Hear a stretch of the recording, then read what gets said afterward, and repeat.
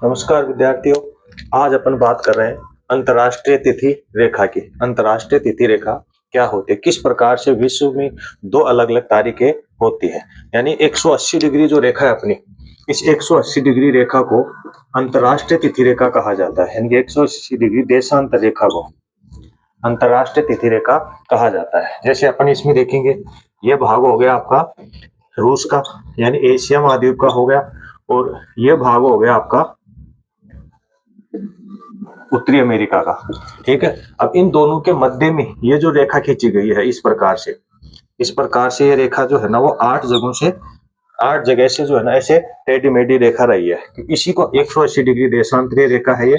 इसी को अपन अंतर्राष्ट्रीय तिथि रेखा कहते हैं। यहाँ पर समुद्री यात्रियों द्वारा इसमें परिवर्तन होता है। अगर कोई व्यक्ति, ये पश्चिम दिशा हो गई, ये पूर्व दिशा हो गई, अगर कोई व्यक्ति इधर से पूर्व की ओर आता है तो इन्हें एक दिन कम करना पड़ता है। एक दिन क्या हो जाएगा, कम हो जाएगा, इधर एक दिन बढ़ा दिया जाता है।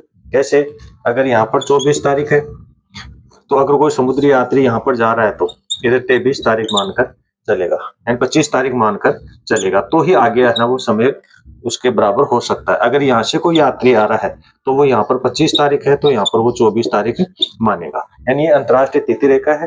इससे संपूर्ण विश्व के अंदर अलग अलग प्रकार से देशों के पूर्वी एशियाई देश हो गए, पश्चिमी यूरोपीय देश हो गए, यानी अलास्का पर्वत वाला क्षेत्र हो गया, रूस वाला क्षेत्र हो गया, इनके मध्य से बेरिंग जलडमरू मध्य से जो है ना, ये रेखा ऐसे निकल रही है। और टेढ़ी मेढ़ी होने का इसका मूल कारण है कि एक ही देश में एक ही समय रेखा रहे, एक ही टाइम उनका रहे, इसलिए इन्हें टेढ़ी मेढ़ी अलग अलग स्थलीय भाग से, यानी कि किसी भी स्थलीय भाग से ये रेखा नहीं गुजरती है, जलीय भाग से गुजर रही है। वो कई द्वीपों को, स्थलीय भागों को छोड़ते हुए इसे आगे पीछे निकाला गया, टेढ़ी मेढ़ी रखा गया है, ताकि इसका समय या तिथि एक ही हो सके।